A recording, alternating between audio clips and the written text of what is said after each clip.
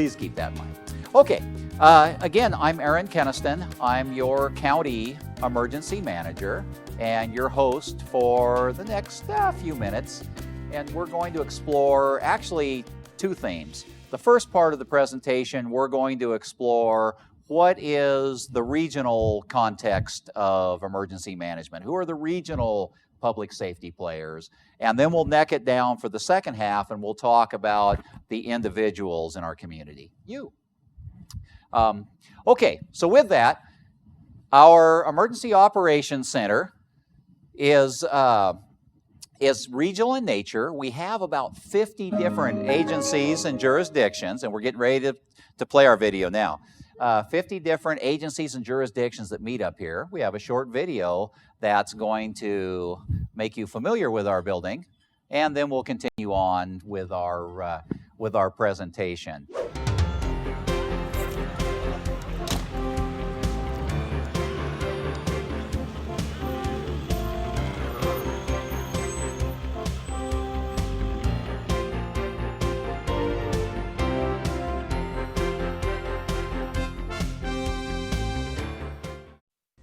Disasters.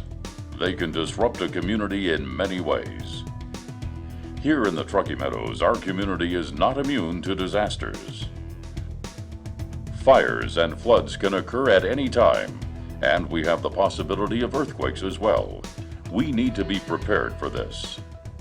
During the flood of 1997, it was discovered that the facility being used as the Emergency Operations Center was not up to the task. This center had inadequate space, and the technology infrastructure was outdated. It was decided that something needed to be done. With that in mind, a decision was made by local officials and taxpayers to fund public safety projects that would enable local agencies to better meet the needs of protecting and serving the region. Funding for the project would be handled by a 1/8 cent sales tax initiative for public safety projects. One of those projects was the Emergency Operations and Dispatch Center, which opened in 2004. The center has 2 floors, with the upper one housing the Regional Dispatch Center.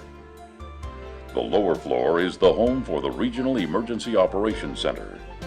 Being a regional center means that we can handle the needs of local public safety agencies in the Truckee Meadows area. When you walk into the EOC, you come into the main operations room. This large room, also known as the Coordination Room, is the central hub for emergency operations. The structure of this room is divided into 5 main sections according to the guidelines of the Incident Command System. They are Management,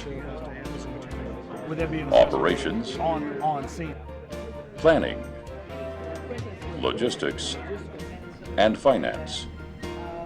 Each section is identified by a distinct color for that section as well. In addition to the main room are 6 breakout rooms. These rooms allow smaller groups to meet to discuss individual issues or tactics that their section would be dealing with during an emergency. The EOC also has a dedicated media briefing room. The room was designed with connections for local television and radio stations, satellite trucks, and the internet to help get the message out during an emergency. Because the media briefing room is separate from the coordination room, this allows for a large media presence at the center without interfering with the actual operations during an emergency. Technology plays a key part in the center as well. Each section has several computers that are connected to local agency networks as well as the internet. Personnel in each section have access to these computers for use during an emergency. All sections have several multi-line phones for use by their personnel as well. The EOC also has a radio room that is set up to communicate with amateur radio operators throughout the state during an actual incident. The EOC building has been designed with future technology improvements in mind. As new technology arrives, the EOC Center can adopt it at minimum impact to the taxpayer. Through careful planning and strong participation by our local governments, the citizens of Washoe County will benefit greatly from this state-of-the-art Emergency Operations Center.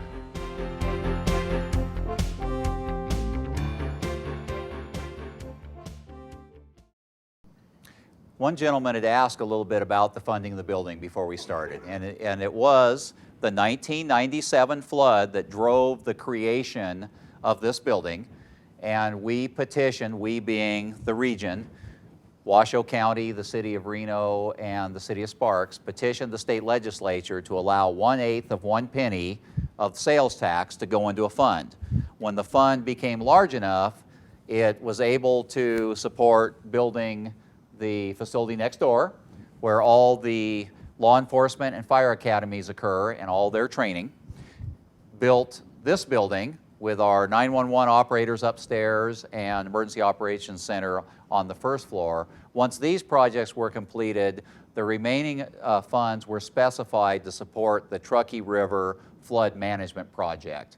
And that's how the Truckee River group was able to fund and get together. And I think if you keep your ear to the ground on local news, you'll hear of their successes and setbacks as they work with the Corps of Engineers and try to work on preventing flooding in the Truckee River. So that's a little bit about our background. So I guess we'll start with asking, why in the world does Washoe County need an emergency manager? That's my job, by the way. And why do we need to prepare? And I'm just kind of asking that to the audience. Is anybody, why do we need to prepare? It happens. Things happen, yes. Okay, nice. What happens? Emergencies. Yeah, floods, fires, emergencies. You know, I don't know if you noticed on the back wall, I have the 13 identified hazards of our region, and I put them there specifically when I had big groups. I could kind of look thoughtfully off into the distance and recite what all 13 hazards are. On a good day, I can do that. But we do have 3 that are considered high hazards. Here are some of the recent events. 2011 was kind of a bad year, wasn't it, for our region? You know, it began with the Amtrak truck collision out in Churchill County. We had some responders that we sent to Churchill County to help with that. Followed by, well, there was a tragic shooting in Carson City. There was a air race accident and a wildland fire that occurred within the city limits. And then finally, January of 2012 came along. I breathed a big sigh of relief, and we had a second wildland fire in the city limits in 2012. Thankfully, it's been a little quieter since then. We had a near flood. So we do have crises and disasters in our region. Now, thankfully, we're not a Gulf Coast state. We're not Florida. We don't evacuate our homes once every year, but we do have some natural hazards. Here again are those big 13. There's 3 high hazards. I think I heard them kind of shouted out. What are the top 3? Fire, flooding, and earthquakes. Fire, flooding, and earthquakes, of course. Nevada is the 3rd most seismically active state in the nation. Has everybody heard that before? What's number 1? Alaska. Number 2? California. Number 3 is Nevada. We don't notice it so much because we have a large state with dense pockets of population. But we are number 3 in the nation for earthquakes. Now, I tell you this not to have you laying awake at night staring at the ceiling. That's my job. But I tell you this to think a little bit about your own personal preparedness and kind of identify the hazards where you live, where you work, where you recreate. Make sense? I'm surprised nobody asked me about volcano. Usually somebody says, why do you have volcano on the list? Well, we are within the ash fallout pattern of Mount Lassen. And the geologists tell us that Mount Lassen is very similar to Mount St. Helens. Not that, I mean, it may or may not erupt. Probably won't in our lifetime, but it could. Well, you know, civil disorder, you know, a lot of times people look at that and think, well, it's kind of a hangover from a carryover from the 1960s. Although it was it 86 that we had the riots downtown during New Year's Eve? Does anybody remember 86 or 88? We had riots in downtown on New Year's Eve. So it's just, we have to pay attention to the law enforcement component too. Anytime, I mean, we have a tourism, entertainment, economy, and we've had troubles during some of our special events. Oh, the one thing I wanted to mention on the volcano, don't go to your neighbors and say, Aaron said we're going to have lava running in the streets. The hazard with volcano is volcanic ash. Do you remember last summer when they had the problems in Europe? And many of the airports were shut down because there was so much volcanic ash in the air that it impaired visibility. And filters get clogged and things of that nature. So our thoughts on volcano are from the standpoint of, how would we deal with air quality issues and things of that nature. Who do we have as public safety officials that help in our region? Well, the answer's up on the big screen. There's traditionally, we think of 10 disciplines of emergency management, from people that are generalists like myself, that do emergency management in a general sense and bring people together in facilities like this, to the police, fire, ambulance, hospitals, public health workers, the public works, people that respond during floods, government administrative are our elected officials and our city and county managers, and of course the 911 operators, communications, and I've added a couple. It's kind of morphed over the years. A big hats off to our volunteers, by the way. You might have noticed the CERT members that were here helping me today. We couldn't do it without CERT, and you'll notice that they're also talking about things like cybersecurity and some security issues as well in our postmodern world. So those are all the folks of emergency management discipline that meet up here every other month for a thing we call LEPSI, right? A local emergency planning committee. And so we meet every other month, just like you are today, and we discuss how we'd respond to hazard materials, emergencies, and some of the things that you see around on the wall. I'm a big fan of demotivational slides, so I apologize in advance for that. So I'm sharing some of my demotivational slides with you, and this is one of my favorite. If we don't take care of the customer, maybe they'll stop calling. But that's not actually our perspective, so please don't take that as a takeaway. Our job is to take care of the customer, and who's the customer? The taxpayer, you, right? We're public servants. We work for you. And what do we do in this building? Here are our big 4 tasks. They sometimes call these the phases of emergency management, but we spend a lot of time planning and training. We use this building approximately 250 times a year. We have something like you're participating in today in this building. It may be full of one of the disciplines that I talked about. We may be doing a training. We may be doing some type of exercise, or it could be planning meetings, but about 250 times a year we're involved in planning and training here in the region, writing regional plans.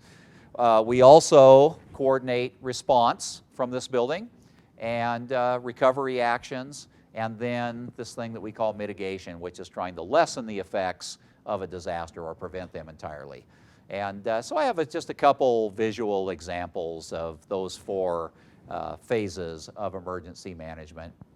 And again, our key is we want to be all hazards preparedness here. It's not my job just to focus on flood, although we have a regional group, that Truckee Meadows Flood Project focuses exclusively on flood.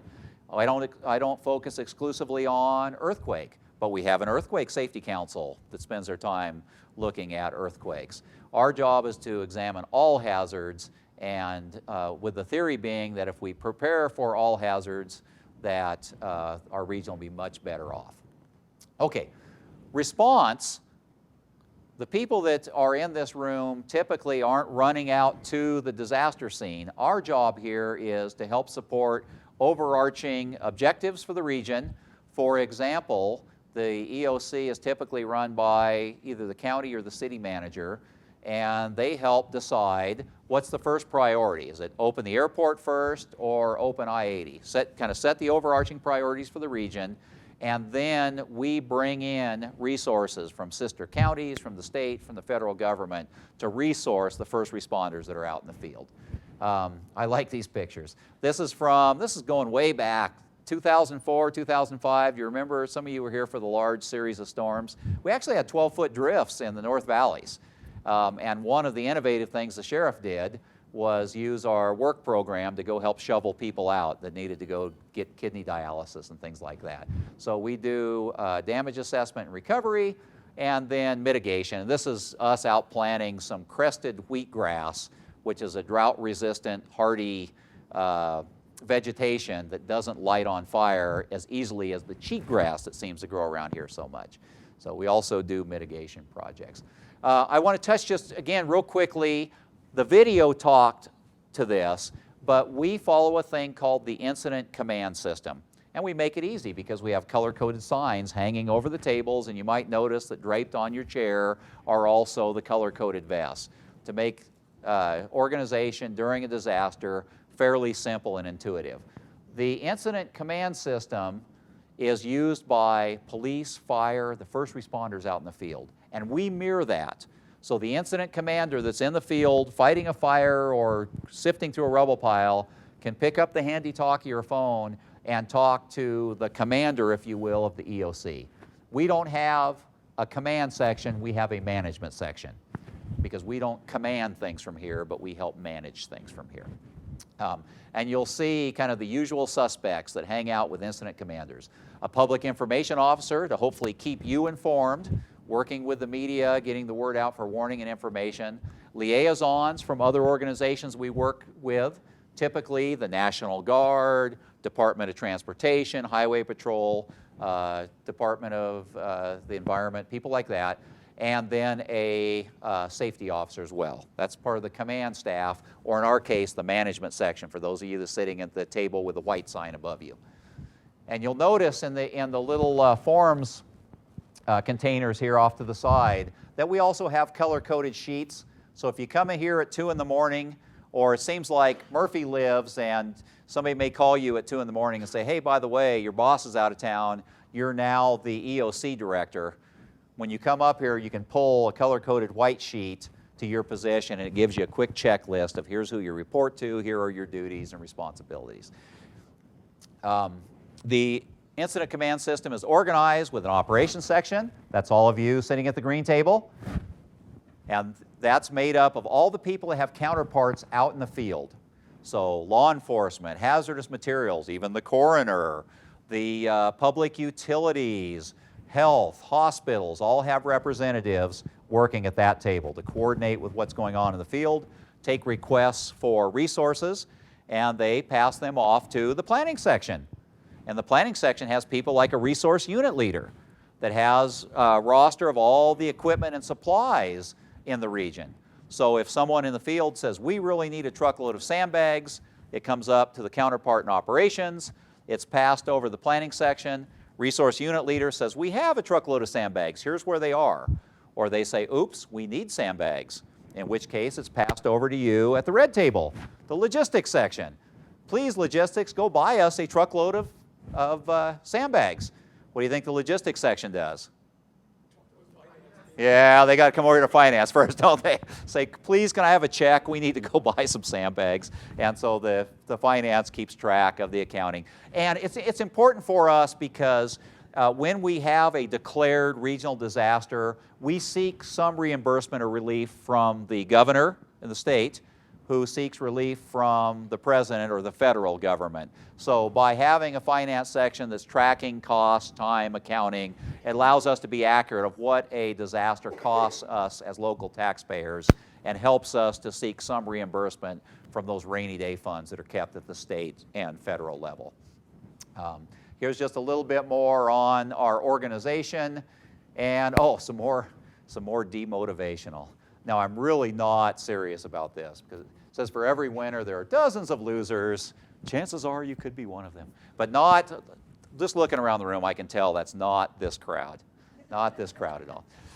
Okay, so we talked a little bit about kind of how our structure is in the region. And we have a whole series of plans. Some of them are at your desk. I use this plan. It also doubles as kind of a health aid. You can use it to do curls and different exercises with it. But this is our regional emergency operations plan. The reason that it's so unwieldy is that the actual plan itself of how we operate a region is about this thick.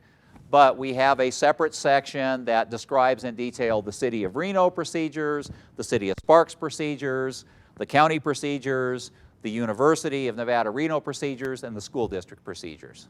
So we all work as a team. Our regional partners actually have their flags up on the wall, and you'll notice we also have two tribal nations within the county of Washoe as well that are full partners with us.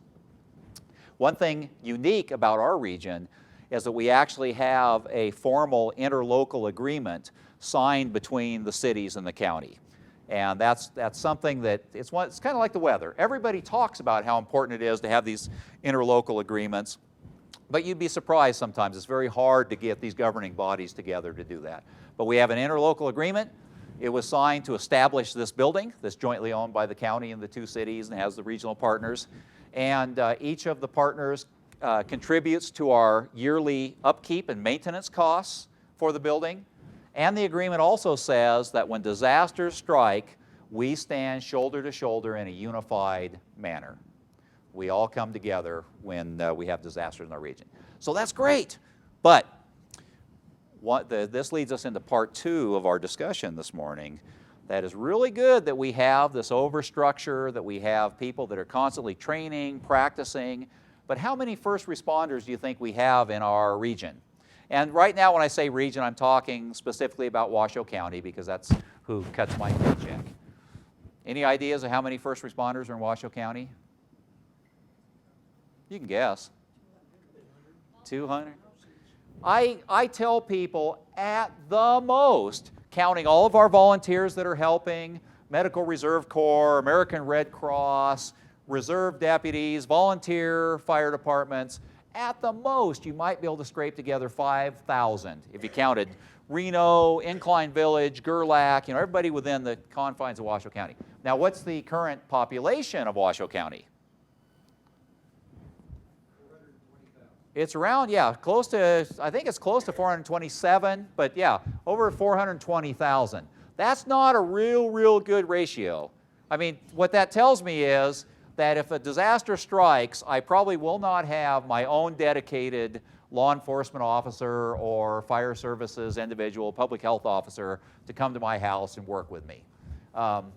We're going to have to triage, to use a medical term, and focus on the most serious life safety issues in a widespread disaster. So you're not alone. There's a lot of people that are working for your safety, but it's important that all of us have a personal preparedness mindset so that we can focus on the most critically injured. If I am seriously injured or have a heart attack, I want the medical attention to come to my house, not people that aren't as seriously hurt.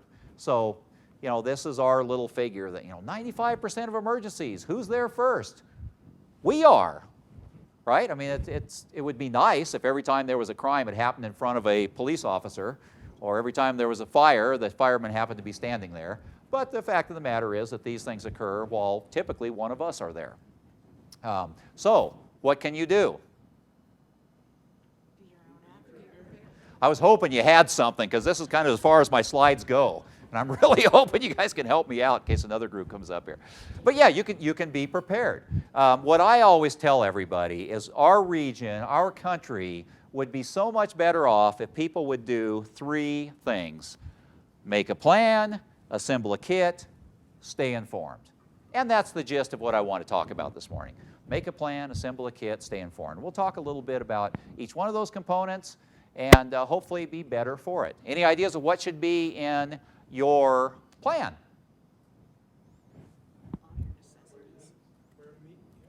Necessity. What I always tell people is, please start with what I have on the back wall there. Start by doing, some people call it a hazard hunt.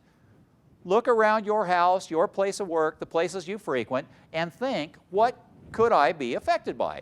If you have one of those beautiful homes up in the nice towering ponderosa pines, what should you be prepared for? Wildland fire. If you're living in one of those nice new modern condos and things that they built right next to the river, floods, right? And everybody, Nevada's earthquake country, so we all do need to be attuned to earthquakes. So start by a little bit of a hazard hunt and think about what could really affect me where I live and where I work. Now, I provided everyone with a nice little handbook, and I encourage you to take one of these. If you didn't grab one already, grab one as you're going home. I like it because it kind of leads you through with a fill-in-the-blank developing a plan. Gives you some ideas of some basics for around your house. Here's some of the things that we typically talk about when I say make a plan. This is what I mean. One thing that I mean is, think about if you go driving home this evening and you pull up to your house and there's a fire truck in front of it or some police tape around it, where are you going to meet your loved ones, or where are you going to rally? And so I ask people to kind of designate a rally point someplace in their neighborhood that makes sense that they can reunify with their loved ones. What if you go to turn into your neighborhood and you can't even enter your neighborhood? Then maybe a second rally point across town would make a lot of sense. So designating a rally point, just because disasters are typically unexpected, and then establish contacts. How are you going to communicate when you pull up and the police tape is there or the fire truck is there?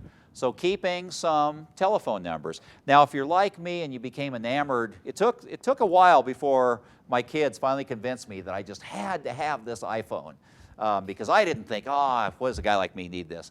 But after I had it for a while, I started to really like it. And I have all my contacts in here. I mean, all those 10 disciplines that you saw throughout the county and the state and even federal people, my relatives, everybody's in here. Until the day I forgot it in my jacket, threw it in the washing machine. That was a problem. So I encourage you to also have a little wallet card. I have a little wallet card, and I have a larger one that I keep in my brain book that has all those numbers written down in case my battery dies, or so have a way to contact people. Now, I encourage you also, besides having the contacts of your friends and loved ones, to establish a contact out of the area. The reason for this is we have different switches for telephone. There's a local switch, there's a long-distance switch.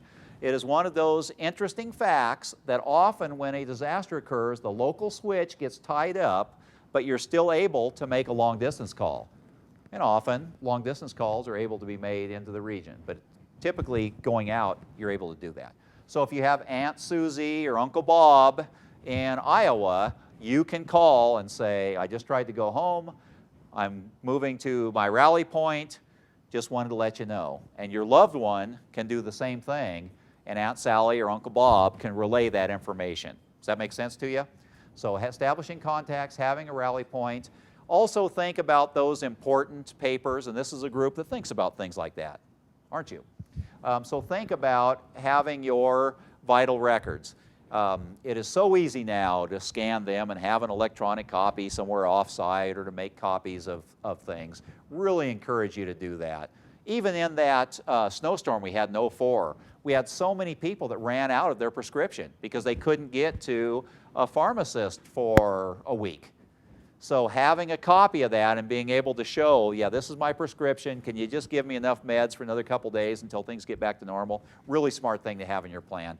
And also, please consider the people, your family and loved ones that have special needs, whatever those special needs might be. So that's all the plan. And there's some great stuff in here about building that plan. Again, not to scare people, but there is a confidence that comes with being prepared. And that's what we're talking about today. Okay, so I said make a plan, and I also said assemble a kit. What should be in the kit? A radio. Hey, I like that. Radio's good. How are you going to listen to the top 40? Casey Kasem if you don't have a radio. Anything else? Water, flashlight. Okay, I'm getting all kinds of good stuff here, huh? So I have some examples of kits that I brought just to give you an idea of some things that are out there. This is a fun one, and I just bought this off the internet as an example. I was curious. When I'm telling people to build a kit, sometimes people, they don't want to build a kit. They want to buy a kit. And this is an example of what you can get off the internet. Now, this one was a little bit disappointing. It has a survival book. You have a little space blanket in it. Oh, this is fun. This is your emergency drinking water, little envelopes of drinking water. I like these. Doesn't that sound delicious? This is your food. And a small little first aid kit. Oh, and even a little flashlight. Reminds me of something I had when I was a child. If I can get it out of here, a small flashlight, pen light, I guess we call them. So with batteries. So not a bad deal. This was $25, $30. But I look at that and think, well, there's probably other options. Is anybody here a Costco shopper? And I'm not endorsing any brand or any box store over another. But I know for a while Costco was selling, I think it was a 5-gallon bucket that had emergency supplies in it. That might have been a good idea. The Red Cross is another great source for emergency kits. And I bought this one as a sample as well. And these are all kits designed for maybe you throw in the trunk of your car or you have at work. Which is, I guess, another question I should ask you. How many emergency kits should you have? Maybe a couple. Because I'm the emergency manager, I have one in the trunk of my car because every year I see people trying to go over the hill to Sacramento, getting stuck up there and being interviewed on one of the, and I thought, I'm not going to be that guy. I'm going to be the guy there with my blanket and the fire and cooking a hot dog, and so I have my emergency kit in my car. If you may be like me and spend a lot of time at work. I hope you're not like me. But I spend a lot of time at work. So what's the chances that an emergency will occur when I'm at work? Pretty high. And you're probably all thinking it better because that's your job. But yeah, so I have a kit here at work, and I encourage you to have one at work too. And I have one at the house. Where do I keep the one at the house? Handy. I like that. That's actually one of the better answers I've ever heard. Typically, people say in your garage. And I did keep my kit in the garage for years until the earthquake swarms were happening. And that big one, it's a big one. It was what, 4.8, I think. But it shook my house in South Meadows. And I jumped up, and maybe it was just a coincidence, but the power went out. So now I'm going downstairs, stumbling through my house, going out in the garage. The garage is a mess. I should clean my garage. I'm fumbling around through the garage trying, So after that, where do you think I keep my kit now? I keep it under the bed. They make the little Tupperware containers that slide right under your bed, so I can just kind of roll out and grab the flashlight and have my kit handy. So think about it. You think where you want your kit, but I would advise not sticking it out in the garage with all the garage things if you can avoid it. Again, our little guidebook that I'm providing has some great ideas of things to go in the kit. Here's a few things that are in the Red Cross kit. Somebody said radio, right? There is a little radio. The Red Cross seems to like lifeboat rations too. I'm not sure why, but they do. A little nicer flashlight. And, Red Cross branded Kleenex, that's always a good thing to have. But many of the things that you see on the list, nice little first aid kit, are in the Red Cross kit as well. These, I want to say this one was about $40 or so. But the money goes to a good cause. And so I encourage you, if you're looking for a ready-made kit, you could do a lot worse than to talk to the Red Cross for a kit. What I do personally, and I recommend you do, is kind of build your own. And this is one like I keep in my car. And it allows me to put the things that I want in my first aid kit. And throw things in like, it'd be really handy to have a pair of gloves. And a personal hygiene kit. Radio. What else do I have in here? Oh, of course, another flashlight, a space blanket. I think I have, a handy whistle. So I encourage you to go to one of your local box stores with a list like we've provided in your brochure and build your own kit. Now, how long should the kit be able to sustain you for? 3 days? I can't get anything by this crowd. I go to some crowd. Well, I remember I went to a church one time, and I asked that question, and somebody in the front row said, I have 3 weeks of supplies. And actually, that's what a lot of the health authorities tell you, because what the health authorities are concerned about is that we all catch the flu at once, this pandemic influenza. And then they don't want us all coming together. That's why we have a virtual EOC as well. People don't have to physically come to the EOC. We have some software that we can do this remotely. But they don't want everybody going to the store at once. They want social distancing, so we're not passing the disease to each other. So they often say 3 weeks. Now, at the church I was at, a lady a little further back said, well, my bishop said we should have 3 months worth of supplies. So I have 3 months worth of supplies.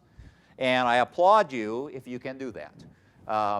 I joke sometimes that I have 2 weeks worth of supplies because I get paid every 2 weeks. When I was doing my discussion, the lady in the back of the room said, I have a year's worth of supplies. Have you ever seen that? They have TV shows and they talk about it. You can actually go online and order a year's worth of supplies. Fills up your garage. And I applaud you if you can do that as well. The thing to remember that whatever you get for your kit, you're going to have to rotate. Because if you have food and you keep food for 5 years, when you need it, it may be bad. So I recommend that typically people like me, emergency managers, say 3 days, 72 hours worth of food. In most cases, within 72 hours, we're restoring power, we have shelters open, or we have a structure that can support people. Now, you can always find things like the Hurricane Katrina scenario where it took longer, but you can also find many, many examples, especially locally, where it took much less. But 3 days is what we ask. Now, so how much water should we have in our kit? Any thoughts? 1 gallon per person per day. And don't forget your pets. And I always tell everybody, especially if your pet's a goldfish. Sorry, some poor emergency management humor. But 1 gallon per pet per day. So a large family, you can see that could start adding up. But remember, water can go bad as well. So you have to rotate your water as well. So you can see that these kits are great examples of something you might put in your car or you might have at work, but for your 72-hour kit at home, you'll need something a little bigger. And a battery-operated radio we talked about, which leads us into how do we stay informed? I said make a plan, assemble a kit, and stay informed through battery-operated radio. Does everybody still have one of these? Some people do. A lot of people look at me and say, I haven't had one of these since I wore a poodle skirt. But what I tell people is, if you own a car, you probably have a battery-operated radio. Just don't start it up in your garage to listen to it. But you have a radio there. But you know, we've progressed so much beyond radio. I recommend radio because it's so simple, so easy to use. But some people are fully into the 21st century and they have their smartphones.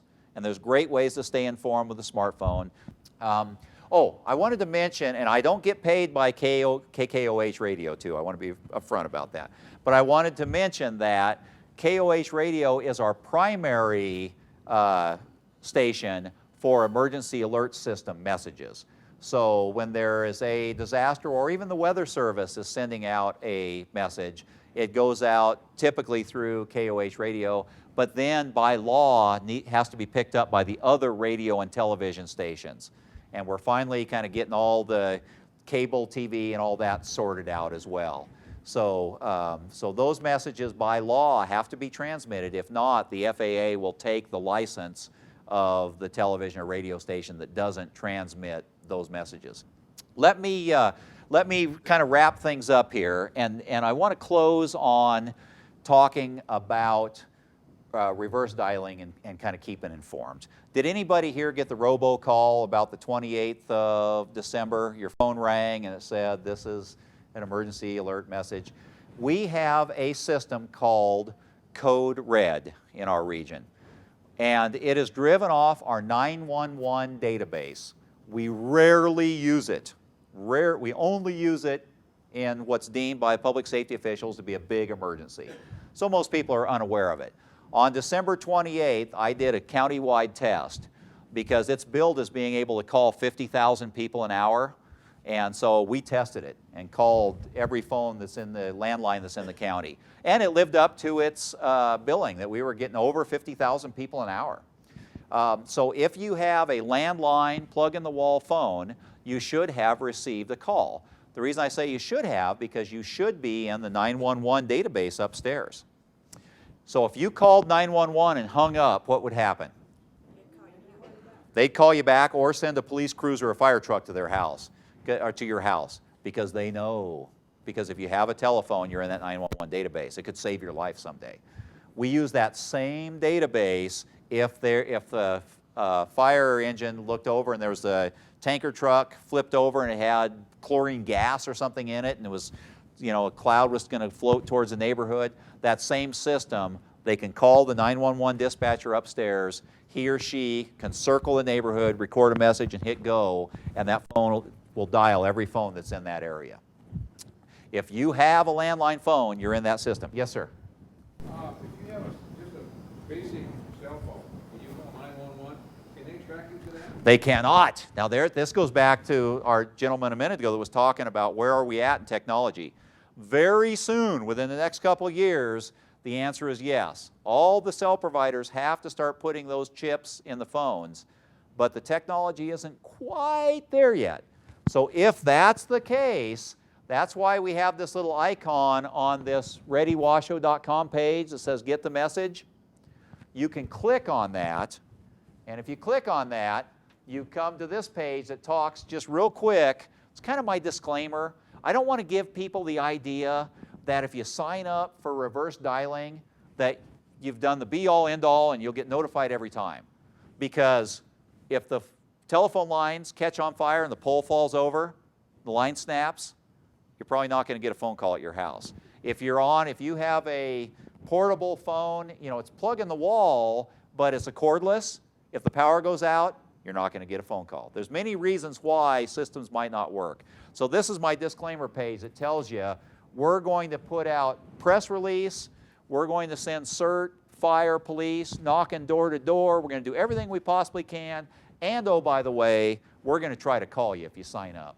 So you come to this page and you can sign up with your cell phone or put a text message, email address in, and then when that dispatcher circles the neighborhood and sends the message, it will go not only to everybody's landline phone that's in the 911 database, but also anybody that's signed up.